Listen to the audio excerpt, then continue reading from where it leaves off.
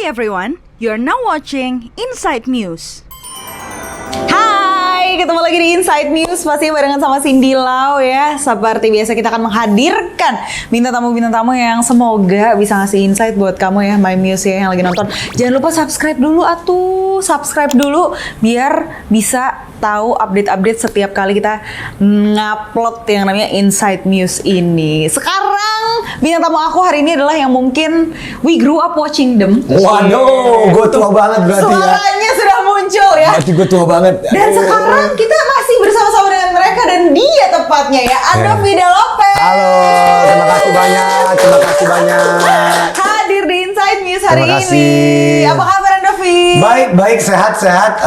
Beneran waktu kampus ya, waktu Ya. gue ngampus tuh Berarti bintang tamunya Andovi. lu angkatan berapa? Nggak beda jauh, kita 95. Oh, nggak jauh dong, off you. Nggak jauh. Oke. Cuman kan memang Andovi tuh masuk ke dunia content creation YouTube emang dari dulu banget ya, Dari dulu banget, Dari- ya, bahasanya tuh banget. Maksudnya dari masih kuliah kita Betul, menyaksikan betul. Andovi kuliah Bener banget, tuh ya. kan sampai lulus sampai sekarang udah kerja Iya. apa sih dia sekarang, sibuk apa sih, jabatannya kayaknya ada Di jabatan narasi. baru. Nah, langsung dijawab. Inside News-nya langsung ada nih.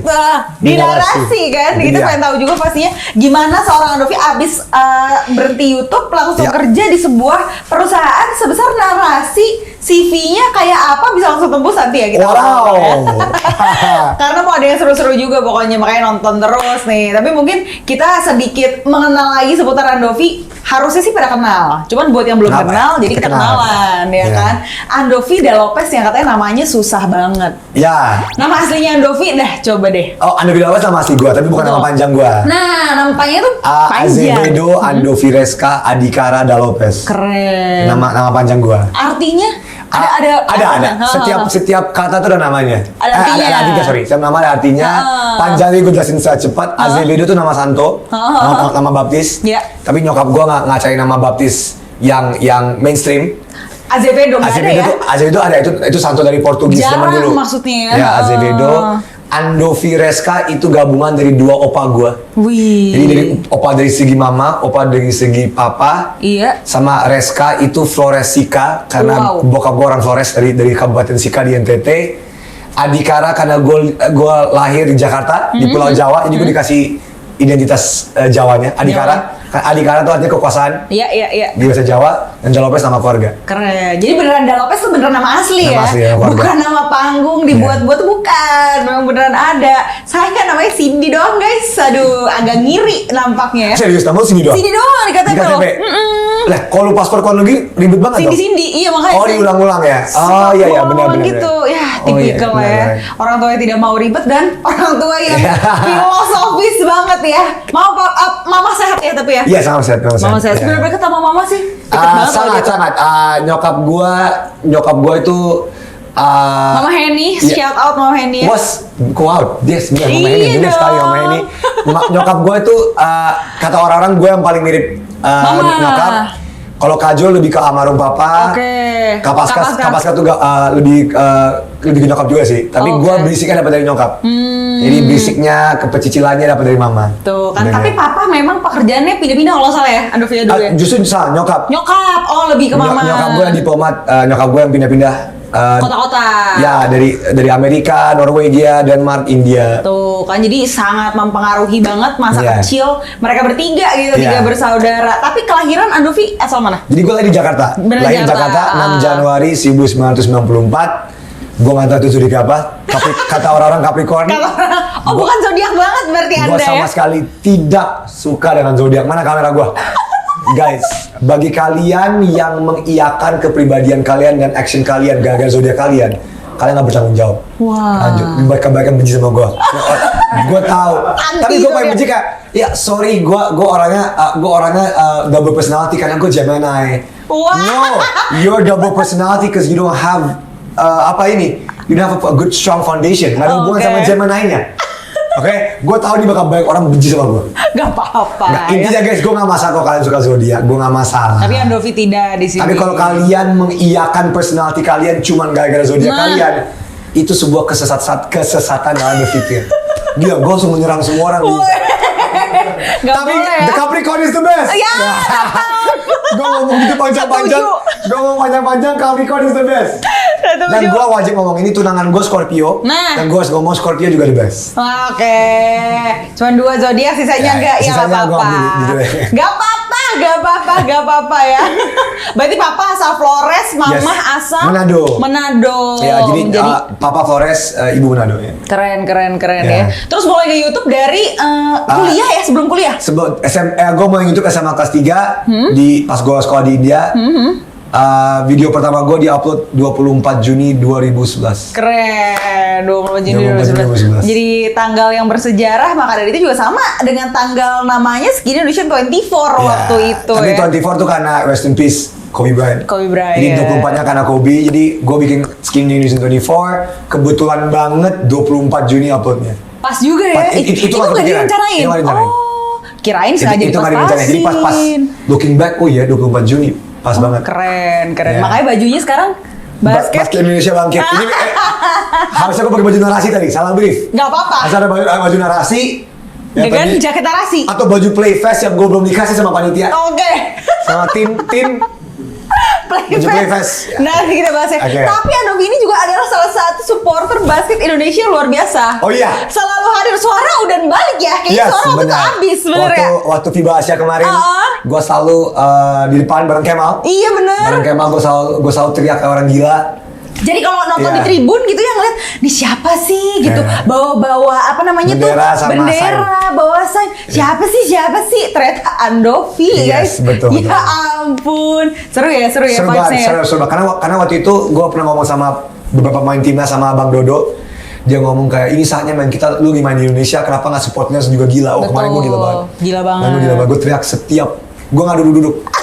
dari awal sampai hari gue nggak pernah duduk. Berdiri di tribun tuh Sampai ya. dimarahin, duduk panitia, enggak. Gak bisa. Itu karena Inilah gue saatnya. Capricorn. Oh. Tuh, nggak enak kan gue mengiyakan personality gue gara-gara zodiak gue, nggak make sense kan? There you go. Nah, terima kasih banyak. Ya udah, itu contohnya gitu ya. Itu dia. Tapi suka basket gitu, suka hukum juga nggak sih? Karena jurusan suka hukum mungkin tidak, bukan suka ya. Tapi jurusan hukum. Tapi mau nggak mau karena gue lulusan FAUI, gue belajar hukum. Jadi ya bagian dari hal, dan karena sekarang gue di narasi, soalnya dari dulu ya, dari Skinny gue bikin DPR Musika, bikin pensi, gue dekat sama hukum. Apalagi karena sekarang masuk narasi, punya acara namanya Bongkar. Jadi gue lebih dekat lagi ke hukum. Satu hari di mana kan episode pertama Bongkar, gue ngebongkar undang-undang ITE. Nah, coba dong, ini Bongkar juga lucu juga ya. Karena salah satu segmen baru lah di narasi Betul. yang fresh juga. Dan ini pure brainstorm dari Andovi ya. Sama tim narasi Tapi pasti. lucunya adalah waktu itu gue jam 3 pagi. Jam 3 pagi gue lagi intinya gue lagi ngebaca undang-undang ITE full. Lagi bahas karena untuk skrip dan segala macamnya. Tiba-tiba partner gue namanya Andreas yang eksekutif produser di Bongkar, yang juga anak FAUI juga junior gue. Iya. Jam 3 pagi kita lagi lihat undang-undang ITE. Terus tiba-tiba Andreas ngeliat gue kayak, Dov, lu nyangka nggak lu lulus FAUI tahun 2017, sekarang di tahun 2022 jam 3 pagi lagi ngebaca undang-undang ITE full. Terus gue cuma kayak, shit. Gue nggak nyangka kayak, karena sama ini kan gue lulus FAUI, gue nggak nyangka gue bakal kepake ilmunya. Which is nggak benar karena gue pakai kok ilmu gue, tapi sepakainya gue baca undang-undang ITE jam 3 pagi, gue nggak nyangka. Iya benar. Jadi intinya bagi mereka yang merasa kuliah mereka nggak cocok dengan profesi mereka, belum tentu. You never know when it's gonna go back to you. Tiba-tiba lu kuliah bisnis tapi lu belum tentu lu nggak pakai ilmu lu di bisnis. Belum tentu. Jadi ya itu pelajaran yang gue dapat banget. Keren, jam 3 pagi membahas Undang-undang proyek ITE. terbaru si Undang-Undang ITE untuk si Bongkar Betul. itu ya. Satu konten barunya. Tapi memang waktu itu lulus kuliah langsung YouTube ya? Belum terpikirkan. Maksudnya bahkan dari gue semester 2. Dari semester 2 FAUI udah Skinny Zone 24 udah ada. Waktu itu kan zaman dulu Malam Minggu Miko. Betul. Banyak lah karyanya ya. Jadi bahkan ya gue kuliah sambil kerja. Jadi gue dari semester 1 bahkan ya. Semester 1 ya video modus itu 27 September 2012. Jadi bener-bener gue sampai inget tanggal-tanggalnya. Itu bener-bener ya dari gue semester 1 gue udah bikin udah serius banget. Dari SMA kelas 3 bahkan. Iya benar juga ya. Bener juga ya. Lagi. Lama. Sekarang gue 28 tahun sudah tua. Oh aduh. Ya, Tapi puji itu Tuhan dia. lulus guys. Iya, lulus. Sampai kemarin ke UI lagi ya? Yes. Diundang apa kemarin tuh namanya? untuk ada 2 hal. Kemarin untuk di Balarem UI untuk PKKMB UI gue Mbak Nana jadi speaker karena gue sekarang ngurus komunitas dan konten kreator di Narasi. Iya. Jadi gue temenin Mbak Nana di Balairung nyanyi apa genderang Mas UI UI. Universitas Indonesia. Universitas kami ibu kota negara. Pusat Ilmu Budaya Bangsa. Lanjut nyanyi di Balairung UI 7.000 mahasiswa lebih. Abis itu malamnya ke FAUI karena ada debat RKUHP Mata Najwa. Dan lucunya kemarin gue opening. Terakhir kali gue di auditorium Joko Sutomo FAUI, gue lagi ketiduran di kelas. Terakhir kalinya di situ. Tiba-tiba gue kesana opening speech untuk Mata Najwa debat RKUHP. Gue tuh pengen ya, jadi gue kaget dan gue pengen kayak wow, look how the world revolves ya. Berubah, iya. Nggak nyangka terakhir kali gue tidur di kelas kayak ini bosen banget kelas. Abis itu gue opening speech di auditorium Joko Sutomo FAUI. Jadi ya, itu dia dunia itu emang sangat aneh. Aneh ya. Iya. Tapi begitulah ya. Tapi waktu awal-awal, nah tadi kan ngomongin soal masa-masa kuliah, jurusan, dan banyak banget mungkin yang di umur-umur baru-baru masuk kuliah, aduh gue salah jurusan gak sih? Aduh gue nggak tahu gitu arahnya mau kemana gitu ya. Sementara bisa dibilang Andovi udah melalui itu nih sekarang. Udah tau lah arah hidupnya kemana, udah tahu mau apa gitu. Waktu dulu-dulu suka diomongin gak sih, ngapain sih bikin-bikin YouTube gitu? Mungkin ada juga justru yang lagi pengen bikin YouTube sekarang. Gini, kalau sekarang nggak ada yang tanya kenapa mau bikin YouTube, karena semua orang udah punya jasa channel YouTube. Sekarang presiden punya, ini punya, semua orang Menteri punya lah. punya, semua orang punya. Tapi pas zaman gua masih inget pas gua di semester 1, gua dilabrak sama senior gua. Kayak kan gini, orang tuh nggak paham YouTube kayak sekarang ya. Iya, beda. Orang tuh kayak justru pertanyaan kenapa yang lu bikin channel YouTube? Pertanyaan orang sekarang kenapa lu nggak punya channel YouTube? Sekarang pertanyaannya udah beda. Dulu pas gue mulai di awal-awal, lu ngapain sih? Lu masuk FAUI, Fakultas Hukum terbaik dan terbla bla bla bla di Indonesia. Kenapa sih lu bikin video-video kayak gini gitu? Nah, jadi look how the times have changed. Right. Nah, kenapa gue mau cerita ini? Kenapa gue cerita soal ini? Gue sama Kaji dari dulu nggak pernah suka mengikuti arus, nggak pernah. Ya, menurut gue, kadang-kadang mengikuti tren mengikuti arus ya fine aja. Tapi menurut kalau lu mengikuti arus, lu nggak ada pendirian yang kuat. Itu menurut gue. Jatuhnya orang-orang yang 10 tahun yang lalu mempertanyakan gua, mereka nggak bisa prediksi 10 tahun kemudian semua orang punya channel YouTube. Nah ini bukan cuma translate ke YouTube doang ya, di konten doang ya. In everything you do in life. Maybe it's something that we do in life yang orang-orang lain menganggap aneh. Lu ngapain sih A? Lu ngapain sih B? Lu ngapain sih C? Asal apa yang lu lakukan bikin lu bahagia, nggak mengganggu orang lain, nggak merugikan orang lain, nggak apapun orang lain, dan lu tau kok yang gue bikin tuh tujuannya jelas. Apa salahnya gitu? bikin aja. Tapi kan mentalitas orang Indonesia kan selalu kayak, ih apaan sih lu gini lu, ih apaan sih. Dulu gue masih inget, zaman bawa TikTok. Ya. Semua orang ketawain, apaan sih alay TikTok. Sekarang siapa yang ngapain channel TikTok? Nah, It's always that. Menurut gue orang Indonesia tuh mentalitasnya suka, oh apa sih lu, they go with the crowd. Lu ngapain sih, 2 tahun kemudian, semua orang kayak gini. diam. Right? Ketika 6 tahun yang lalu, Kajo waktu itu pernah ngomong YouTube dari TV, getawain sama semua orang TV. Apaan sih lu? Lihat mereka sekarang semua di mana? So it's always kayak never back down on what you believe. Asal tahu tujuan lu clear. Jangan juga lu melakukan hal ABC tapi yang nggak benar. Yeah. Lu korupsi sekarang nggak mungkin benar 15 tahun kemudian. Korupsi juga nggak akan pernah benar. Mau looking at it. Tapi ya itu, kalau what you do is right, what you do is making you happy dan nggak salah, ya kenapa lu harus dengan kata-kata orang lain gitu? Gitu ya. Jadi gitu. Jadi semoga, karena gue tau anak muda zaman sekarang tuh selalu stres mikirin apa kata orang lain gitu. Iya, betul. Itu ada benernya juga. Lu jangan keras kepala. Lu jangan kayak ada orang ngomong, Dov konten lu kurang bagus, terus lu kayak apaan sih lu? Enggak, gue tahu segalanya. Itu enggak, itu lu keras kepala. Itu lu selfish, lu egois. Benar. Harus Tapi kalau itu kritik harus didengar memang. Tapi kalau orang cuma ngomong lu ngapain sih, apaan sih? Dari pengalaman gua, orang-orang yang menjatuhkan lu, orang-orang yang tidak mengerti lu ngomong apa, karena hidup mereka sendiri itu nggak bahagia. Salah satu kebahagiaan yang mereka bisa kasih adalah ketika mereka menjatuhkan orang lain. Iya. Itu pengalaman gua. Ini di luar dari orang-orang yang kritik yang benar ya. Di orang yang kritik benar emang kritik yang benar, itu emang gue setuju. Jadi itu dia. Gitu ya. Jadi sama Tiba-tiba kritik. gue panjang banget ya. Gak apa-apa dong. The times is yours. Iya, karena gue Capricorn, makanya gue kayak gini. Nggak nyambung kan soal zodiak nggak nyambung. Contoh nyata gitu ya.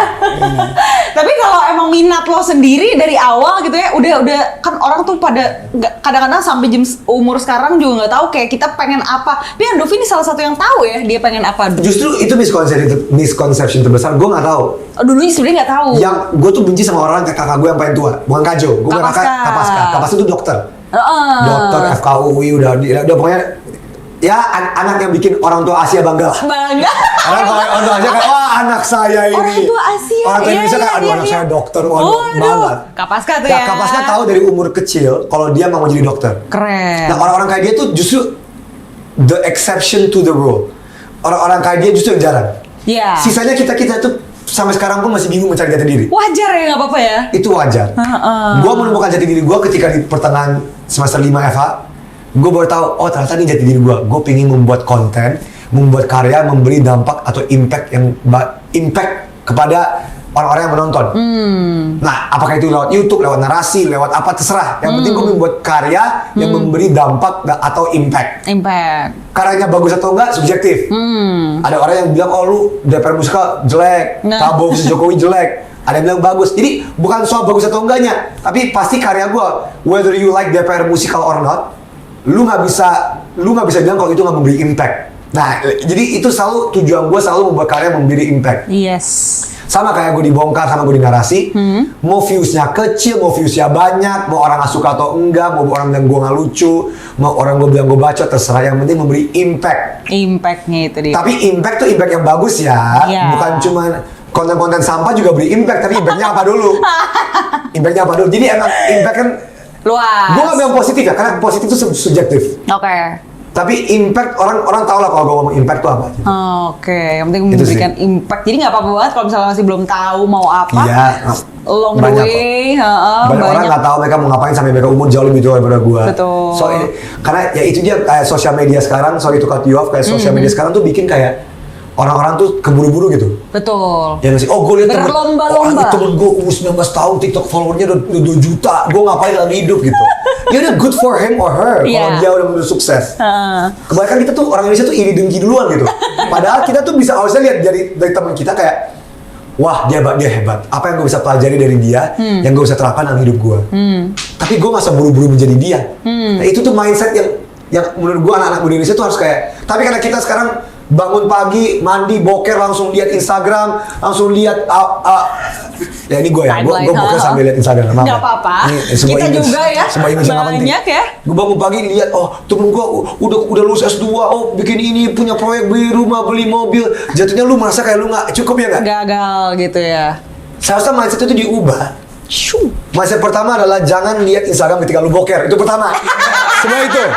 Sebenarnya itu cuma jujur aja. Kurangilah, guys. Sekarang gue yakin, percaya sama gue, kita semua ke toilet sekarang. Kalau nggak bawa HP pasti merasa kayak nggak lengkap. Balik lagi. Itu buruk loh. Itu buruk loh. Kalau kita ke HP nggak bawa, kita ke HP nggak bawa toilet. Ke toilet nggak bawa HP. Kita nggak bawa HP itu lu nggak merasa nggak lengkap. Something is wrong with us as a society. Dimana kalau kita boker butuh bawa HP. Itu menurut gue salah loh. Ya kecuali bokernya panjang, lu butuh temen. Kita nggak usah ngomong soal boker. Ini forget the boker part. Tapi intinya filosofinya adalah sekarang kan everything is with the phone, with gadget sosial media. Gitu. Gue hilang kan ngomongin boker jadi gue lupa train of thought gue kemana. Makanya nggak perlu kayak gitu-gitu terus gitu ya. Fokus harus gitu ya, dan jangan pernah kayak merasa gagal atau ngiri sama pencapaian orang lain. Iya.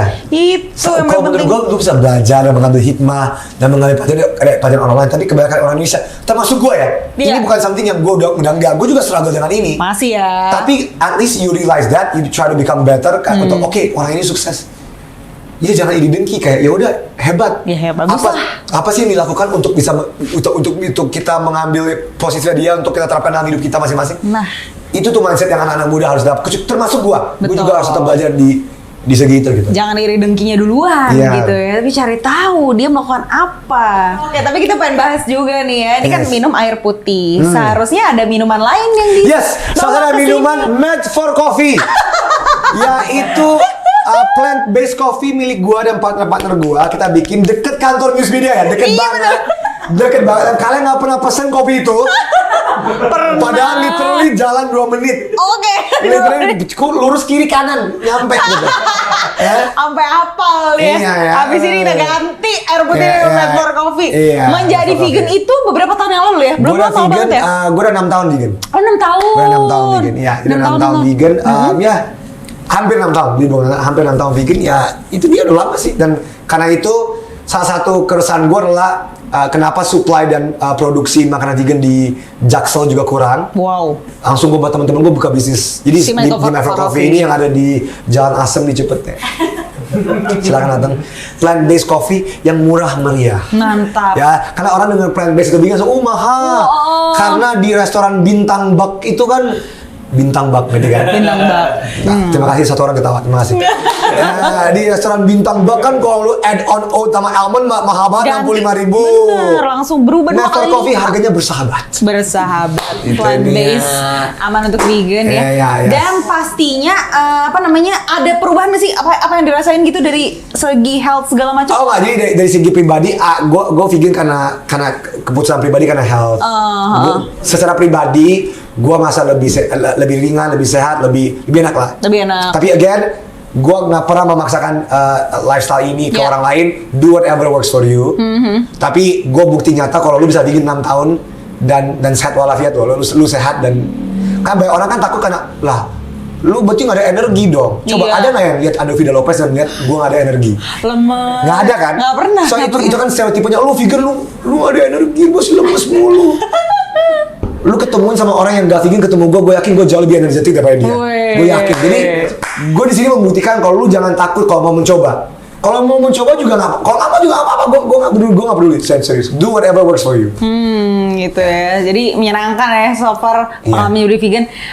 Pernah jadi burger vegan juga Benar. waktu itu Benar. karena stigma yang dan Iya. healthy lifestyle yang baru ini Betul. juga kan. Sekarang punya coffee shop juga dikunjungi, jangan lupa. Ada croissantnya juga. Enak banget itu croissantnya dia. plant based. Tapi dari tadi kita penasaran ya kan udah buka usaha udah segala macam nih. Setelah dari YouTube katanya Yes. waktu itu Skinny Ya. Nation 24 berhenti dari Ya. YouTube. Apa yang dilakukan? Katanya banyak yang nawarin ke perusahaan-perusahaan gitu. Iya, mungkin lebih tepatnya Kajo ya. Nah, Kajo. Kajo dapat banyak tawaran. Jadi gini, setelah gua sama Kajo pensiun dari Skinny News 24 Yes. sebagai YouTuber, gua ke Bali. Oke. Gua ke Bali terus gua Ngapain healing? Gua itu istilah datang setelah gua ke Bali. Betul, oke. Gua benar-benar karena emang gua benar-benar udah tidak mau lagi di dunia ini. Dunia entertainment. Gua masa dunia entertainment udah cukup. Udah cukup. Ya gua udah cukup. Jadi ya silakan lah semua orang tahu, silakan nonton ratusan video di internet Iya, tentang udah Skinny tahu News 24. lah. Kenapa gua selesai? Nah, pas gua di Bali, tiba-tiba gua di WhatsApp sama seorang Mbak Najwa Shihab. Beneran? WhatsApp, Mbak iya. Hana yang WhatsApp Mana WhatsApp langsung? di bulan Oktober, lupa kapan. Iya. Ajak ketemu doang. Oke. Nah, karena Mbak Nana senior gue di FHW, Yes. dan karena Mbak Nana adalah Najwa Shihab. Yes. Kalau lu di WhatsApp aja ketemu, lu pasti Yes. dong. Nggak mungkin lu ngomong, sorry Mbak nggak bisa. Nggak mungkin. keterlaluan. Nggak mungkin. Nggak Oke. mungkin. Jadi tanpa tahu background apa-apa, gue bener-bener kira gue ketemu sama Mbak Nana. Paling tadi, karena kan gue udah pernah kerja sama narasi sebelumnya. Yes. Gue pernah di Playfest 2019. Gue pernah di Playfest 2019, nggak sebagai narasi, tapi sebagai Andovida Lopez dan Jovela Lopez. Yes. Jadi speaker di Playfest 2019 di Stora, yang lagi rame banget itu. Rame. Jen. Apakah kamu datang? Cie. Nah, gue sama Kajo udah Kajo melakukan hidupnya sendiri, gue melakukan hidup gue sendiri. Gue di Bali di WhatsApp, nah abis itu gue balik ke Jakarta kan. Ketemuan nih. Udah ketemuan. Gua kira ketemu sama Mbak Nana doang. Di otak gua nih. Bertiga nih, Andovi, Jovia, Mbak Nana. Bahkan gua nggak tahu Kajo ada. Ada, taunya berdua doang. Jadi bener-bener gue duduk di gue masih ingat di pelataran kota. Pelataran kota GBK. GBK gue masih ingat. Yes. Lagi duduk, dateng ada Mbak Nana, ada suaminya, terus ada semua petinggi-petinggi narasi. Wah, Terus gua kayak- aduh. Dan gue kan biasa di Bali, jadi gue super super kayak anak Bali itu nggak? Anak Bali yang super ten. Terus gue cuma kayak, halo, terus gue kenalin ini ada, gue nggak mau sebutin namanya tapi Si ada. A, si Ini B, A, si ini C. B, ini C, ini semua di belakang tahu nama-nama mereka. Ini A, ini B, ini C, ini D. Terus gue cuma kayak, halo. Di sini gue tahu nih, ini nggak mungkin cuman kerja sama narasi untuk apa kan? Tiba-tiba datang Kajo. Ding. Terus gue kayak, lah Kajo ngapain di sini? Lah, terus dengan lo kan Andovi ngapain sih? Terus tiba-tiba mereka semua kayak, lah kok kalian nggak tahu? Kita nggak tahu, kita nggak tahu gitu kan. Udah beda juga udah waktu itu ya. gitu. Jadi itu gue ketemu sama Kajo di situ. Oke. Udah lama gak ketemu, terus gue, di situ tiba-tiba intinya Mbak Nana dan para petinggi narasi ngajak gabung narasi. Oke. Awalnya gue nggak mau. Bukan karena gue nggak suka sama narasi. Awalnya emang karena gue udah cukup. Di media-media lagi. Gue udah lah. Gue udah capek. Apa yang bikin mau? Nah ini dia. Ini gue juga bingung sih. Karena Apakah karena dia seorang Najwa Shihab? itu juga, nah sebenarnya gini, one of the biggest reasons why I joined is Najwa Shihab. Oke. What she stands for, what she is, what narasi stands for, visi misinya. Tapi pada waktu itu gue merasa kayak udah gue mau santai aja, mau nyantai aja. Nah terus gue nanya Kajo mau terima nggak? Kajo juga nggak tahu, soalnya Kajo waktu itu banyak tawaran lain. Betul. Banyak tawaran lain. Banyak ya. Tawaran lain juga. Salah satunya mungkin juga ini. Masa sih? Gue gak tau, gue tanya petinggi-petinggi besar news media. Betul. Kayaknya iya. Nanti kita tanya di bawah. Kayaknya iya, Kajo ya. Kayaknya gue gak tau. Atau gue salah company, mungkin gak tau. Terus gue ngomong sama narasi. Ini kalau gue ngomong enggak, terus Kajo ngomong iya, atau Kajo ngomong iya, gue ngomong Kajo ngomong enggak, ngomong iya. Gimana? Mereka gak apa-apa. Mereka udah siapin kok kalau gue masuk Kajo enggak, atau gue gak masuk Kajo iya, atau dua-duanya bareng-bareng gak tau. Nah, gue nggak tahu. Nah, intinya gue ngobrol panjang lebar sama tunangan gue. Nah, tunangan gue kebetulan namanya Nana. Wah. Kebetulan nih. Wah, cocok logi. Nana, kebetulan nih Nana nih. Yang Scorpio. Terus gue kasih tau Nana, ini Mbak Nana dan narasi ngajak kerja sama narasi bla bla bla. Gimana? Tadi gue bener-bener belum, nggak dulu deh gitu ya. Terus justru yang menjadi titik gua turning point itu Nana, bukan Nana, maksudnya Nana gua, bukan Mbak Najwa, ya Mbak Najwa, ya. Susah Nana guys. Scorpio. Nana Scorpio nggak, gua nggak tahu. Kok Nana gua Scorpio? Nana Scorpio dong. dong. Mbak Najwa, aduh, ribet guys. Gak tahu juga ya. Nah intinya katanya kayak you always have to try something new. Kayak lu jangan pernah merasa nyaman dalam hidup lu. Kan jujur gue di Bali udah nyaman banget. Jujur gue setiap hari ke pantai, gue udah ke pantai banget. Gue udah anak sans di pants. Gue udah kayak gue sunset di pantai, Canggu Babes. Gue udah hidup gue udah santai banget parah gitu ya. Terus Nana ngomong, kamu tuh udah terlalu nyaman di Bali. Nah, udah terlalu nyantai, ngapa-ngapain kan. Iya sih, coba. Terus gue akhirnya yaudah, asal gue tetap bisa membuat konten dan karya-karya yang makanya akhirnya gue abis mikir panjang lebar, gue telepon balik narasi bilang ayo. Nah baru mulai Januari 2022 baru gue sama Kajo masuk. Itu pun gue nggak ngomong sama Kajo kalau dia mau masuk atau enggak. Ternyata Kajo juga iya. Oke. Nah padahal Kajo ada tawaran banyak loh dari media company lain loh.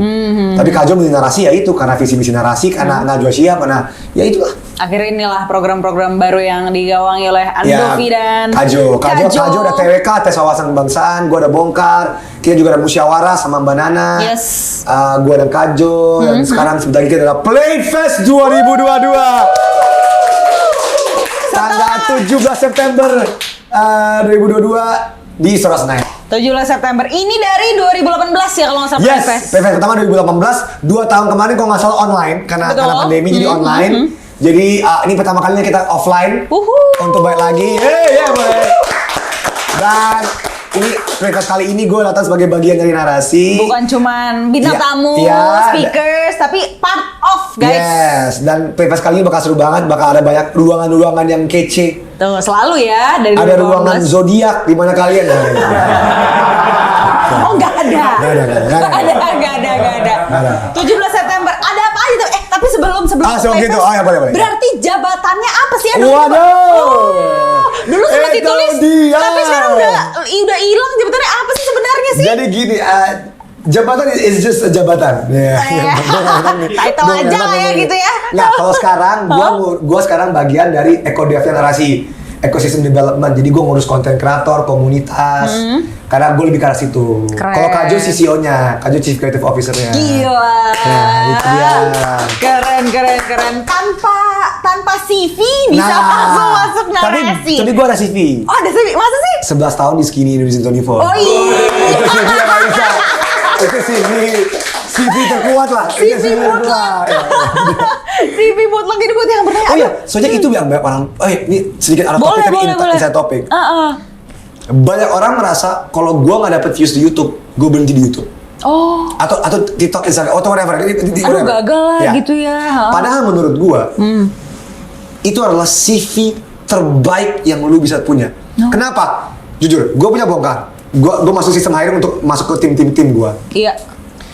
Karena gue nggak pernah masuk dunia perusahaan, gue ikutin sistemnya kan. Iya. Gue ikutin kayak lu harus ini, harus ada CV dan bla bla bla bla.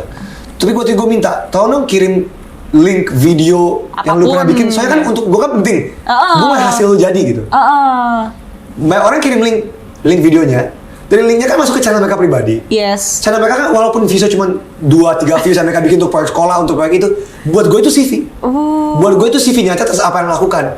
Jadi jangan kalian selalu menganggap upload karya digital, mau itu video, tulisan audio, semacam-macam hanya untuk mendapatkan views. Tidak. Bisa jadi itu menjadi CV karya lo, mau itu tulisan, audio, visual yang lo bisa kasih ke perusahaan-perusahaan untuk, nih gue udah pernah bikin ini loh.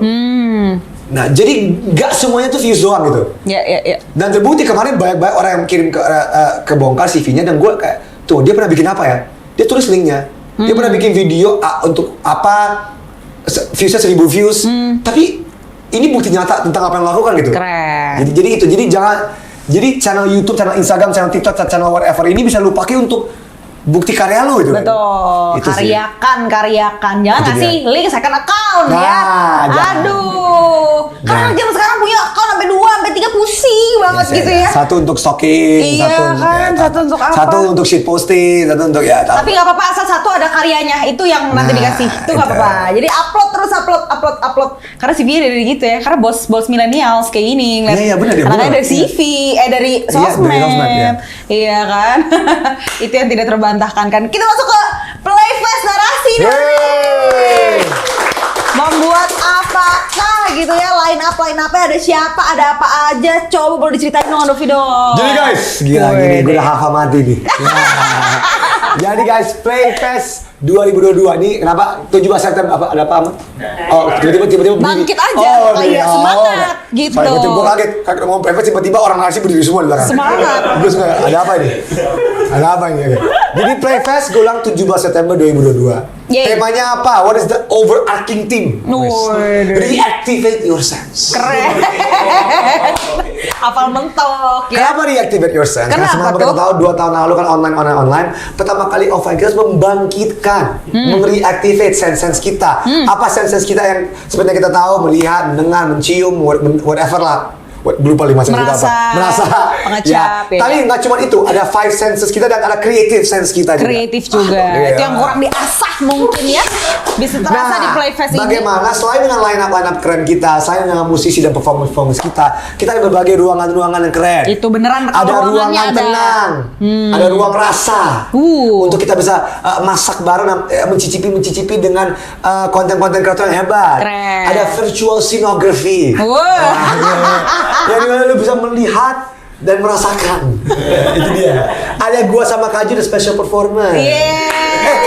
Kita boleh ngomong nggak soal? Boleh ya. Jadi guys, yang sudah fix. ini fix ya. Jadi untuk pertama kalinya, mungkin bagi yang tahu salah satu karya terakhir gua sama Kaju di Skinny Indonesia 24, selain DPR musikal itu ada pensi, ada pentas suara Indonesia. Yes, satu karyanya. Nah itu pensi akan kita pentaskan secara offline di Playfest.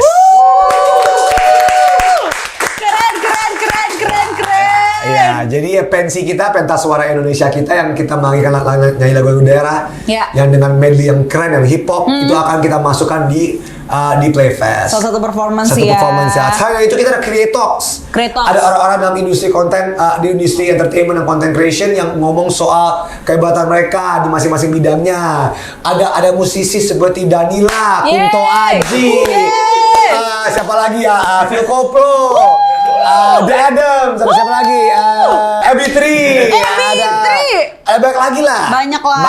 Semua bisa lihat langsung di Instagramnya Playfest ya. Lihat di Instagram Playfest dan ke narasi.tv/Playfest. Bisa beli tiket yang sana. Tiket juga penting, tiket guys. Itu di GoTix. Atau di loket.com.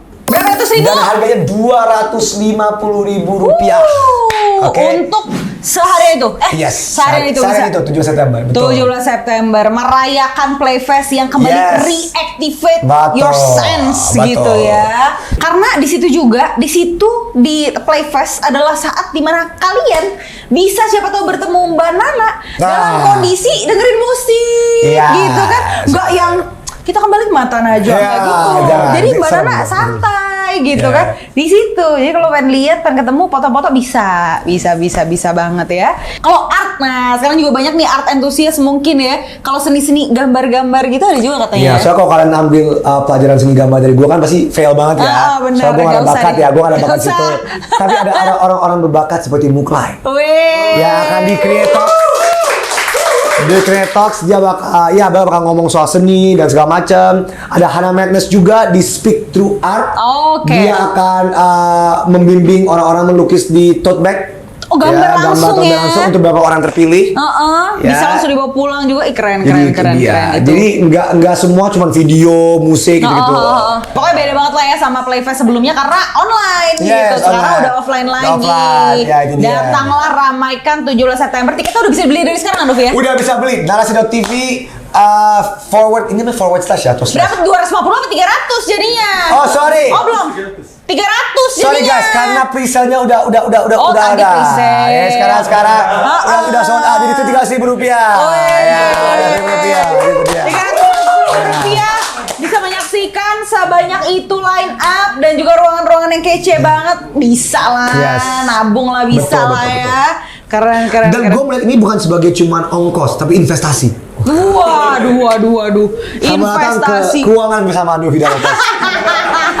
Nggak, 300.000 ini siapa tahu bisa menambah wawasan, Ya. koneksi dengan teman-teman, have fun, ngumpul bareng orang-orang di dunia space yang sama, di dunia kreatif yang sama. Ini investasi guys. Investasi lah, Itu dia, betul. itu dia. Jadi jangan cuman buat jajan boba doang ya, dan apa gitu ya. Nih investasikan. Dan ada Mad for Coffee di Playfest. Dia. Kopi plant based, cobain. Itu dia, Buat itu yang dia. laktos intoleran Terima ya, kasih. silahkan. Ini tuh. gue suka nih. Iya dong. Lu mau? Makasih dong. Nanti partner gue hubungin lu ya soal messaging. Kita butuh orang. Bisa, tinggal belok kanan kiri kan Ya. nyampe, udah gampang lah itu Itu bisa dia. diatur ya. Seru. Thank you banget Anovi sudah Terima kasih, Mbak. Terima kasih ngobrol-ngobrol di banyak. sini. Sukses untuk narasi bongkarnya juga. Terima kasih. Terus apalagi yang Anovi bikin double screen ya? Double screen, oh ya double screen pakai terus ngomongin basket tapi. Tuh, Itu ngomongin basket. juga. Seru lah pokoknya karya-karyanya Novi, meskipun kita sempat dibikin panik. Gimana nih? Dari kecil nontonin Novi lo gak bisa nonton lagi? Tidak, nih muncul karya-karya baru lagi, haruslah seperti ini berevolusi ya. Keren. Sampai jumpa berarti kalau gitu di Playfest. Sampai jumpa di Playfest dan lu harus datang. Iya dong. Itu dia. Kita jajan Mad for Coffee, kita nonton Danila bersama-sama. Yeay. Keren banget. Wah, dadah semuanya. Dah.